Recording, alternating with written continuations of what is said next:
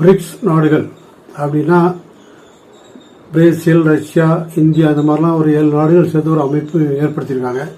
இந்த 7 நாடுகள் எப்படின்னா தங்களுக்குள்ளேயே வர்த்தகத்தை தங்கள் நாட்டு பணத்திலே நடத்துறது. இப்போ வந்து இந்தியாவும் ரஷ்யாவும் எப்படி பண்ணுறாங்கன்னா, இந்தியா ரூபாயில் கொடுக்குது, அவங்க ரூபிளில் கொடுக்குறாங்க. சீனாவும் ரஷ்யாவும் அவங்க நாட்டு பணத்திலே பண்ணிக்கிறாங்க. இந்த மாதிரி சில நாடு பிரான்ஸ் இந்த மாதிரிலாம் பிரேசில்லாம் பண்ண ஆரம்பிக்க உடனே என்ன ஆகுதுன்னா அமெரிக்காவுக்கு பெரிய தலைவலியாக இருக்குது. அமெரிக்காவுடைய வருமானத்தில் பாதி என்ன டாலரோட உலகம் ஃபுல்லாக வர்த்தகம் என்பது டாலரில் நடக்கிறதா.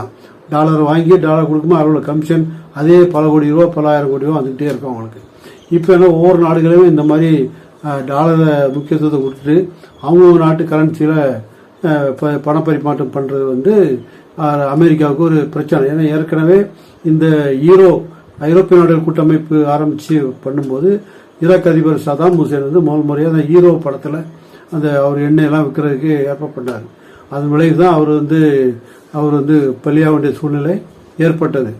இப்போ மற்ற நாடுகள் எல்லாமே இந்த மாதிரி பண்ணுது. இல்லை ரஷ்யா, இந்தியாலாம் மூலமாக இருக்கணும்னா அமெரிக்காவுக்கு இதாகிட்டு, அதனால தான் நம்ம மேலே ரஷ்யா மேலே இந்தியா மேலே கடுமையான ஏதோ ஒரு காரணத்தை சொல்லி வரியை விதித்து பண்ணிகிட்டு இருக்காரு.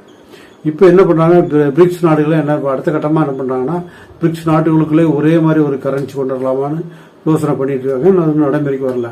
அதுக்கு இடையில இந்த கிரிப்டோ கரன்சி சொல்லலாம், பிட்காயின், அதே மாதிரி பிரிக்ஸ் நாடுகளும் ஒரு பிட்காயின் மாதிரி ஒரு இதை கொண்டு வராங்க. அது வந்து 60% கோல்டு, 40% பணம், இதை மாதிரி ரெண்டும் இணைச்சி ஒரு யூனிட் அங்கே ஆங்கிளில் ஒரு இந்த மாதிரி வச்சோலோ இந்த மாதிரி ஒரு காயின் ஒன்று கொண்டு வர போகிறாங்க. பிட்காயின் மாதிரி ஒரு மாடல். இது வந்துச்சுன்னா டாலருடைய வர்த்தகம் சுத்தமாக அடிபட்டு வரும் அப்படின்னு சொல்லி அமெரிக்கா பயப்படுது.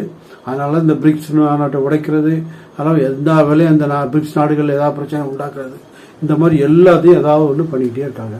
ஆனாலும் அந்த பிரிக்ஸ் அமைப்பினுடைய நாடுகள் நாளுக்கு நாள் முன்னேறி வருகிறது.